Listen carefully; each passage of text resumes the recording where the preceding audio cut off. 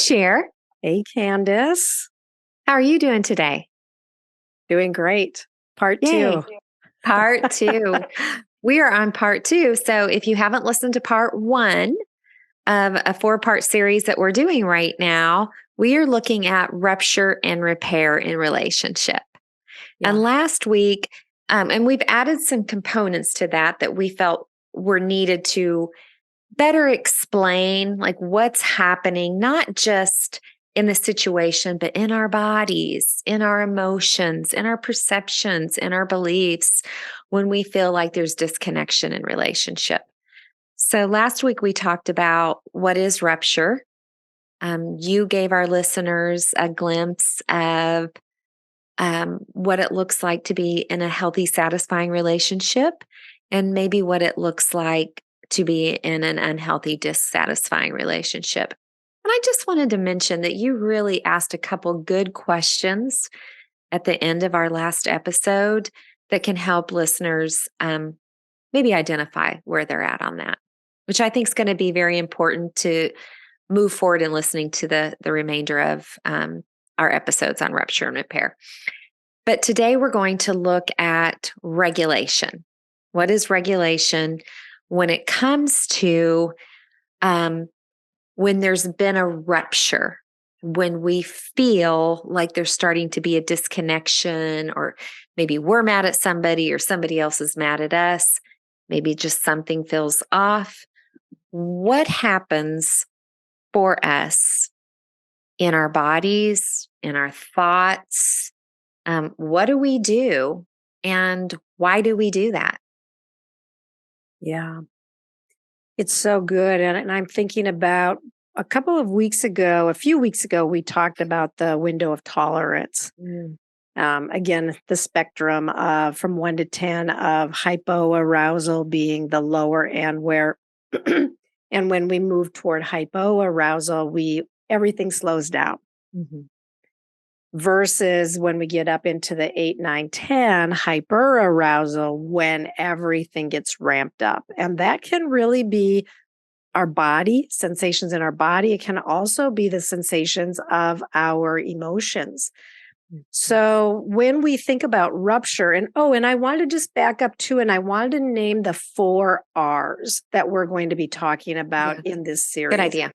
So we talked last week about rupture. Today, we are going to talk about regulation. Next week, we will talk about repair and then reconnect. So these are the 4 R's that we are bringing into this topic that we're talking about here. So today we're talking about regulate. And so when we get dysregulated, we move up or down the scale on the window of tolerance. And what did you do, Kandace? What happens to you when there's rupture? Where do you go, and what might that look like in your body and in your emotions? And particularly, or maybe I'll even say now, and when you were a kid, if it's changed. Yeah. Before I answer that question, I do want to say that we're talking about this in the context, and I believe there can be no real repair until we regulate.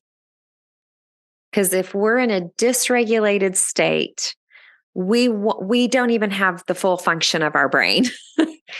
And so the reason why we're looking at regulate after rupture is that is the next step in being able to move towards repair.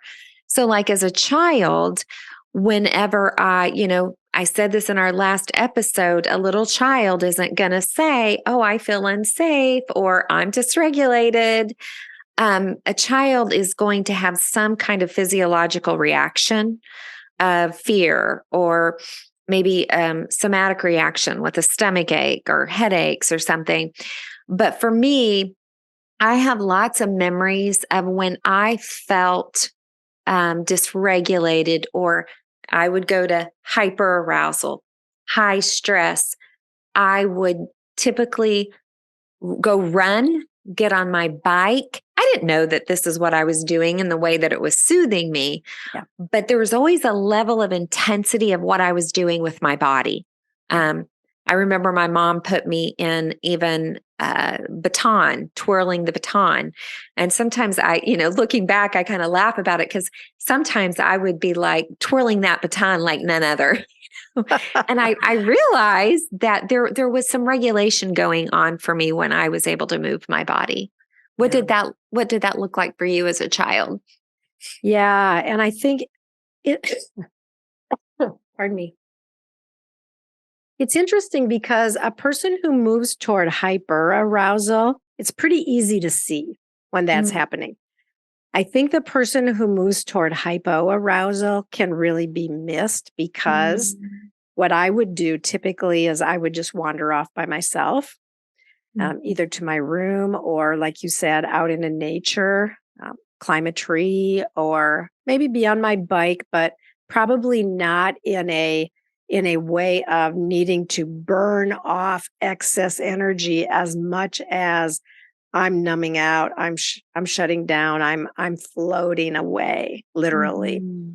And so I think I got missed a lot because nobody even noticed, right? Like I wasn't making a scene. I wasn't being a problem. Yeah. And so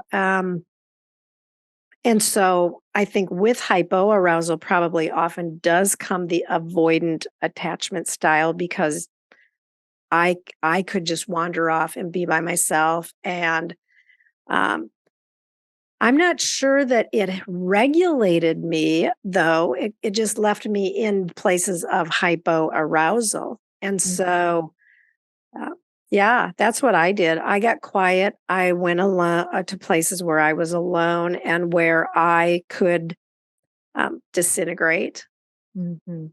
Um, Yeah, and I'm wondering, I like what you're naming that you're saying. I don't know if it regulated me, but I still think there was some level that you were trying to find safety. mhm. Yeah, oh, for sure. Yes, Yeah. absolutely. Yeah. Yeah.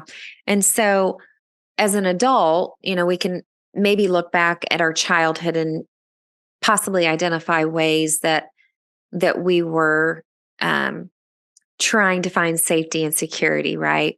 Yeah. But as an adult, what that looks like now is going to look different, right? But yet it's still coming from this place of dysregulation of either being hyper aroused or hypo aroused. Yeah.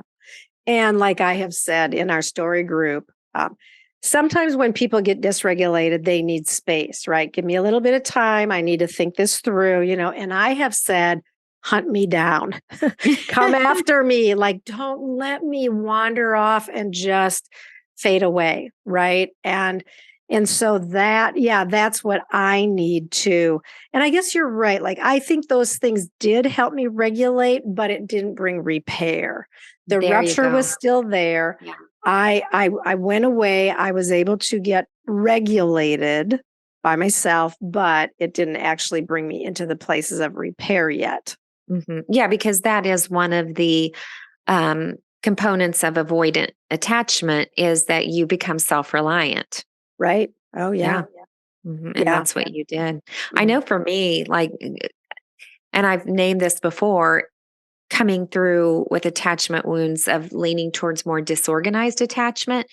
So it makes more sense to me now, but I would get that anxious, that anxiety. And so I think that's where that energy came, right?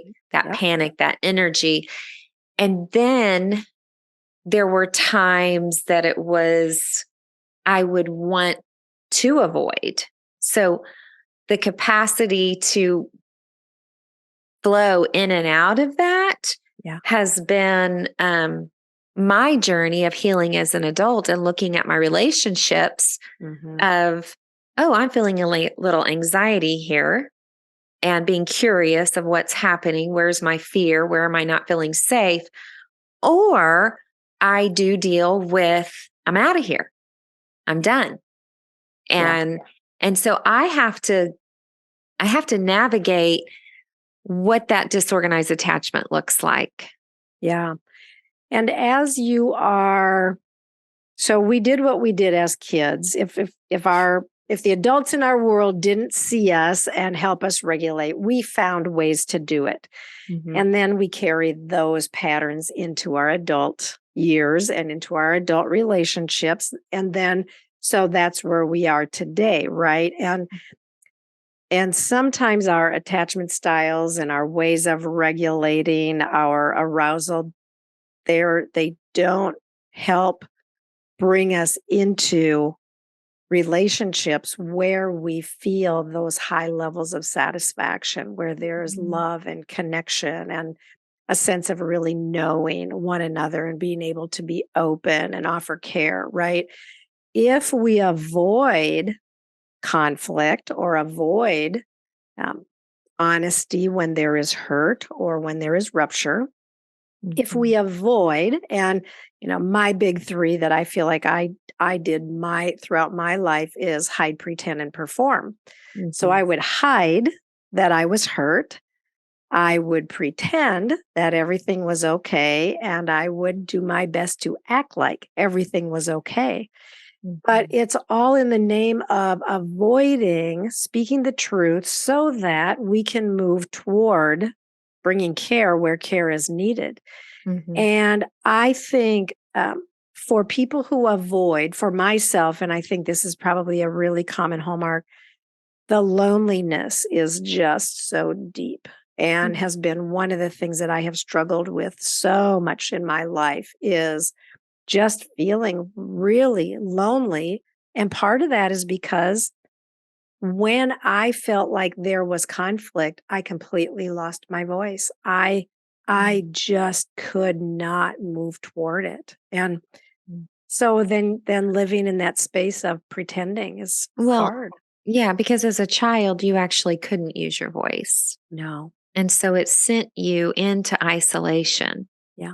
And that did become your safe place. And I want to say, when you think about, okay, we're talking about regulation. Before we can repair, we have to bring ourselves into a regulated state. And on that window of tolerance, it's between 4 and 7. It's when our prefrontal cortex and our limbic brain are both integrated. They're operating together. I'm thinking clearly. I'm not void of emotion, but my emotions aren't taking over. And so I want to say that we learn how to cope. And yes, coping will regulate us, but it doesn't heal us. Right. Okay. So we learn to cope as children in a way that we could breathe and bring some level of safety, right? Yeah. But then as we get to be adults, those coping behaviors can become problematic. And Yeah. like you said, my coping behaviors were more obvious. Being a wild child. Your coping behaviors weren't as more obvious, but they were still coping behaviors that did not serve you in your adult relationships. No, exactly. Have not served me. And, I think it's coming back again to we want relationships that are very satisfying and full of love and goodness. And if we can cope and get regulated so that we can be present, that is a helpful step. It's not enough because it doesn't bring us through the situation and help us find the repair, but we can't move toward repair until we have the regulation, because if I'm shut down or you are frantic, repair is not going to happen in that moment. So the regulation is really important. And we've talked so much about this, about the value of being seen, soothed, safe, and secure, and how beautiful that is when that comes from another person, but how also beautiful it is when we can offer that to our own selves. And how tragic it is, in a sense, when as little children we had to offer it to ourselves, and yet how good it was that we could. That dysregulated state like you said, if we don't grab onto the resources that work for us to regulate, we definitely can't move towards repair. And oftentimes it actually causes more hurt, right? If Yeah. you stay shut down and I stay anxious and reactive or impulsive, right?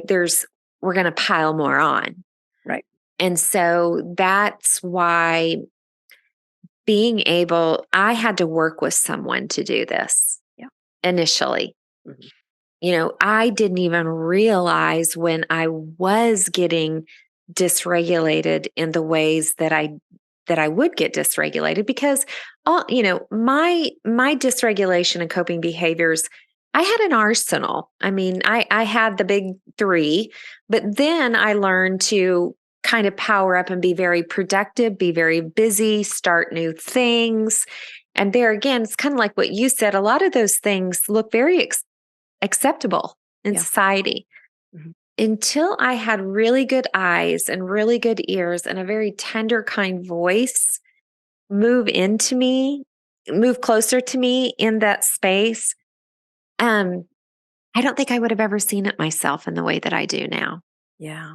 No. And I'm just thinking about that truth that we are wounded in community and we heal in Mm. community, and how really powerful the voice is of someone being able to see you well and offer soothing and care in that moment. Mhm. I have a question that I'm just curious if you could name your top three resources to regulate.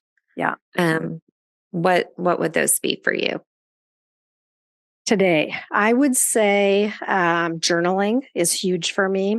If I can sit down and start writing, that that really brings my prefrontal cortex back online Mm. and gives me space to allow the sensations in my body to come to a place where I feel like I can tolerate it Mhm. and begin to move toward it. So journaling is a huge one for me. I think another one is talking with a friend or with somebody who can hold um, the situation, who can really help, me stay in the focus, and someone who will be curious and really help draw me out. Because if I can process out loud, Yeah. hey, processing, if I can process my trauma out loud, Yes. it's so effective for me though. If I because I discover a lot as I am forming the way that I want to explain it to someone else. Mhm. Um, those are two top ones. Give me time to think about my third one. But how about you? What are some things that you feel help you? I know one of your third ones. Okay, what's one of my third ones? Well, I do think that I've just noticed sometimes you going on a walk or doing yoga or something like that has been Yeah, helpful for you. for sure. Yeah. We know each other well enough that we can answer each other's Yep. questions. Yep. My top one is still really what I did as a little girl, and that was just to move my body, to go for a run, to go work out, just to be active in some way. And sometimes it's even just cleaning the house. It's just I can't journal in that space as much. I've got to move. Mhm. Um, I also have to be aware, am I moving towards hyper or hypo? Now, I do lean towards hyper, but there are times that I have to realize, this is a time that I need to sit down and breathe and journal. And I've got to try to figure out in those moments sometimes where I'm at Yeah. and what I need. So journaling has been helpful for me too. And I'm just going to say, I agree with you. There's just times I need to make a phone call to someone that I know that can hold Mhm. whatever is happening in the situation at that moment. Yeah. Yeah. Just, yeah, that kindness and curiosity. And, it's this idea that, um, we want to be able to do that for others, and we need other people who can do it for us. Yeah. Yeah. And we can begin to learn how to do it for ourselves, Yeah. Can you say too. a little more about that? Yeah, well, and I think that's part of what we're talking about here, right? Like we have discovered, now, like when you start to feel that anxiety, if you go out for a run, that regulates you. You are seeing yourself well in that moment. You are Yeah. offering your body and your soul the soothing that it needs. Same for me. If I notice that I'm dysregulated and I go and I make the space and I sit down and I pick up my journal, or I make the phone call and I really press in and say, I've got to talk about something here. Mhm. I guess that wouldn't be for myself. That would be, but yeah, journaling. I think yeah, turning Mhm. towards something that works for me to help me move. But I want to say for you, Cher, calling someone is doing something for yourself Yeah, because you're not turning to isolation. right. Hmm. Yeah. So I think that does fit there for you. Yeah, true. Yeah. So it's just, it's just finding, and it takes a while to find, and there's so many other resources out there. Um, we just did our workshop, and can I really change, or can I really heal? I can't remember what we called Hmm. it. Can I? But just that activity you did with our participants, Yeah. as a way to bring kindness, compassion, and self-soothing, Yeah. just to be able to do a sketch and get Hmm. curious. Right. Yeah, Mhm. being curious about why am I here? What happened? Mhm. Um, taking time, I think sometimes I'll notice that I'm dysregulated and at first I'm not even sure why, and I'll have to start tracking back. How was I feeling an hour ago? How was I feeling 3 hours ago? Oh yeah. And then sometimes I actually have to be curious and do a little of my own detective work to find what was the thing that actually dysregulated me. Mhm. That is super helpful too. This is just so serious for anyone that is wondering, is this just how life is? Like I remember at times just really struggling with, is it always going to be this way? Is it always going to be this hard? Yeah. And I want to say that when you do come to terms that you've experienced trauma in childhood, and for both of us, complex childhood trauma, Yeah. there it does feel heavy in the beginning. It does feel like sometimes it can get worse, but I don't know. I think the longer you stick with it and the more you understand this isn't about dishonoring and shaming your parents and working through all the complexity of that, which is very common for all of us to go through.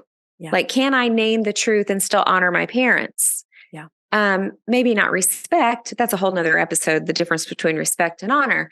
But once we kind of give ourselves permission Yeah. to just let this process and this journey take us to where the spirit is leading us, Yeah. we start to see, oh, wow, there's purpose and meaning in this. Yeah. And life isn't always going to be the same. Yeah. And if we heal those wounds, if we do the work and we discover the wounds from our childhood, we bring care to that. We learn how to soothe and regulate our body. It throws the door open for our relationships with the significant people in our life today to be good and loving and meaningful and rich. And that's why we do it. It's there's no other reason except for um, being able to really embrace all of the goodness that we can have in our lives now. That's so true. I love being on this journey with you Yeah, me and too. our story group sisters, and you know what, other people that we are meeting and Our being listeners. connected. Yeah, our listeners and our children and our grandchildren and Yeah. our spouses. And it just, the word that's coming to my mind is flourishing. Yeah.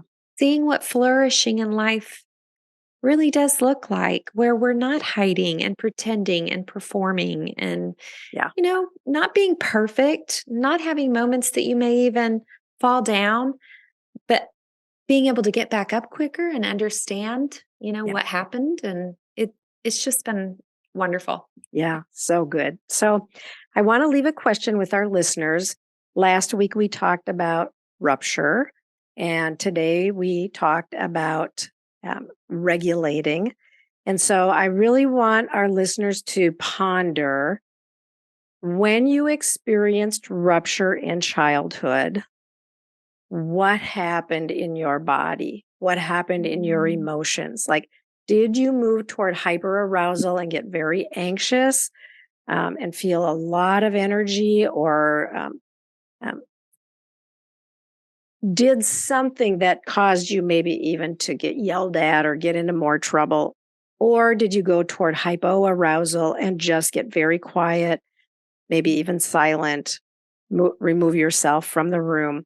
Like, can you begin to see where you fall on that window of tolerance and recognize one or two stories of when did that show up when you were a child, and how is what happened back then similar in some ways to what you continue to do today?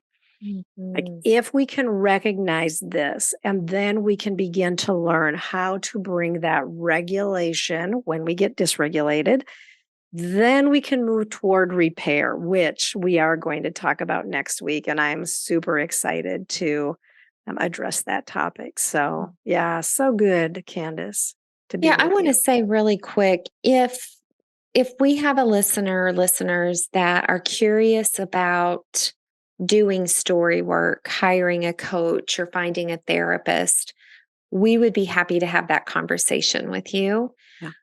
And you can reach out to us at Kandace.Sher@gmail.com. Go to Processing Trauma Out Loud on Facebook. You can connect with us there. We want to know whether you work with us. We want to help you find someone. Yeah, absolutely. Because our lives have been radically changed by this process. And that's why Mhm. we're doing this work that we're doing, which I love doing with you. Back at you, friend. Yeah. Hey, love you lots. Love you too. Good to be with you today. You too.